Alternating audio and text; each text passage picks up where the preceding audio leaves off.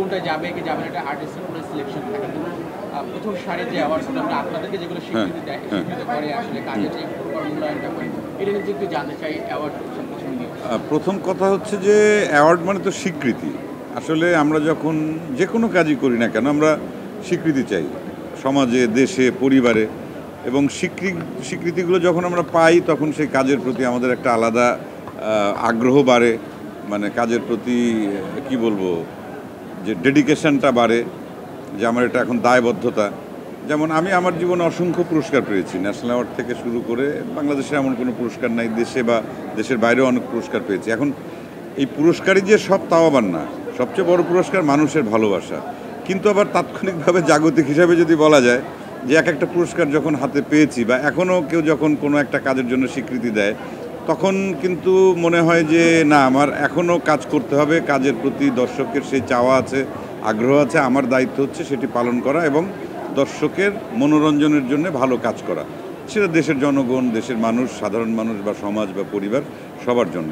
তাই আমি এই পুরস্কারটাকে অনেকে অনেকভাবে বলে, কিন্তু আমি মনে করি যে পুরস্কারটা জীবনে দরকার আছে কাজের প্রতি আগ্রহ বাড়ানোর জন্য, এবং এটা স্বীকৃতি, এবং স্বীকৃতিটা একটা মানুষকে অনেক দূরে এগিয়ে নিয়ে যায়, তার মধ্যে অনেক স্পিড, গতি তৈরি করে।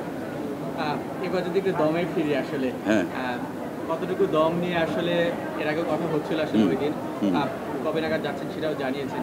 সামনে আসলে বিশেষ করে দর্শকদের থেকে শুরু করে গণমাধ্যম সবারই একটা মানে উচ্ছের জায়গায় বা সামনে দমটা নিয়ে উচ্ছের জায়গাটা আপনি দেখেছেন আসলে প্রত্যাশার পারত আপনাদের প্রতি অনেক আসলে সবগুলো যদি একটু জানতে চাই। একদম। আমি এখানে যারা উপস্থিত আছেন মানে প্রত্যেক সাংবাদিক ভাই বোনদেরকে আমি অনেক কৃতজ্ঞতা এবং ভালোবাসা জানাই, কারণ দমের যেদিন অ্যানাউন্সমেন্ট হলো, যেদিন আর কি মানে মহরত অনুষ্ঠান, সেদিন আপনাদের উপস্থিতি এবং তার পরবর্তীতে আমি 4-5 দিন ধরে সোশ্যাল মিডিয়াতে যেটা দেখলাম যে এতটা প্রচার করা, এবং এই যে দেশীয় গল্প, দেশের আমাদের মানে বাংলাদেশের গল্প আমাদের সময়কে, আমাদের দেশকে তুলে ধরবে আন্তর্জাতিক অঙ্গনে। কারণ দম আসলে একটা আমি যতটুকু বুঝতে পারছি এটি একটি আসলে ইন্টারন্যাশনাল একটা মুভি।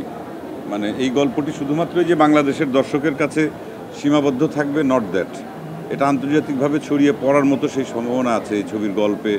বা আমরা যাচ্ছি কতটা কষ্ট করে, কতটা ঠিকঠাক মতো কাজটা করতে পারি, যদি আমরা সাকসেসফুলি করতে পারি, আমার মনে হয় যে আন্তর্জাতিকভাবে স্বীকৃত একটি কাজ হবে বাংলাদেশের দম।